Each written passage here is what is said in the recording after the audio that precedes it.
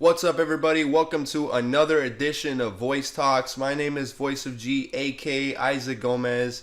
We are back again with another great episode, and today we're back with UFC action. Last night I got to see Marlon Cheeto Vera versus Cory Sandhagen, and this was supposed to be in a very explosive fight.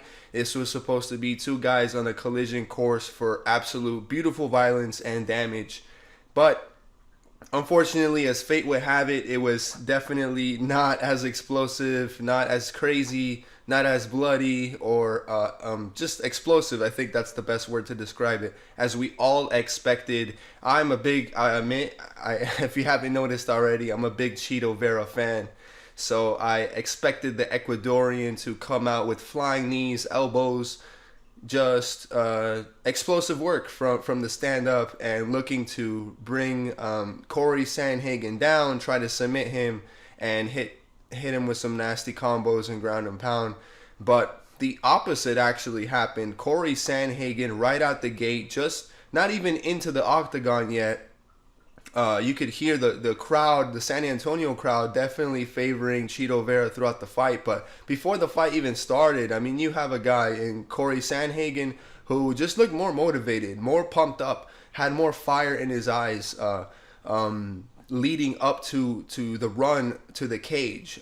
This guy was singing the song. He had the hoodie on. He just looked like a different guy.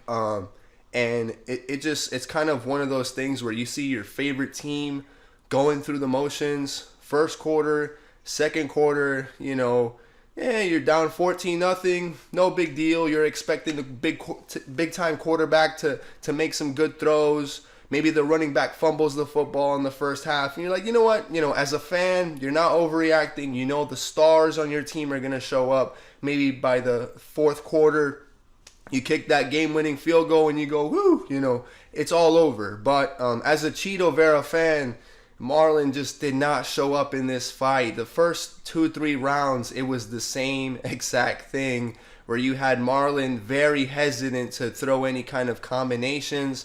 And you have to give credit to Cory Sandhagen, who he threw some great combos early on. And yes, he did get a couple takedowns. But I believe it was like through the fourth round, the unofficial strikes for Cory Sandhagen, it was 110-13. And if it sucks. It really sucks to see your favorite fighter kind of going through the motions. You almost want to jump through the TV into the cage and shake him and kind of slap him up a bit and be like, hey, what are you doing? What are you doing? Snap out of it. Cory Sandhagen was throwing great combos, constantly moving, from the southpaw, position. And then he would switch up his stances, throw a big combo, switch up his stances, constant movement. He was a moving target. And Cory Sandhagen at the end of the fight did say, hey, this was not the most exciting fight. He's a hard guy to hit. I'm a hard guy to hit. And like I said, this fight was really underwhelming. Now, you got to give Cory credit here, beating the number 3 guy in the division. So who does he fight next? He did give his predictions for who he wants to fight next. And as cheesy as the line was, go ahead and check out the clip. This is what he had to say after the fight. Merab is an absolute animal. I respect him a ton. I want that number 1 spot. I got a line. It's a little embarrassing.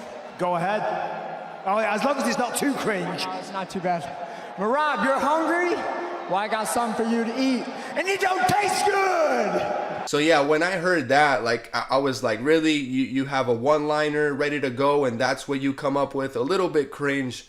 But yeah, those two guys will be meeting up very, very soon. I see Marlon Cheeto Vera coming back and fighting a Peter Yan, or even a rematch between Sean O'Malley, because you're going to have Aljamain Sterling facing Henry Cejudo in the summer.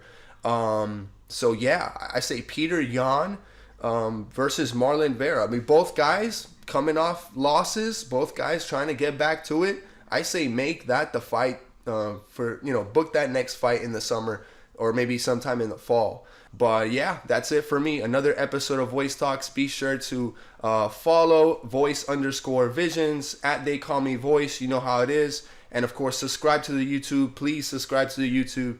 And I'll see you guys next time.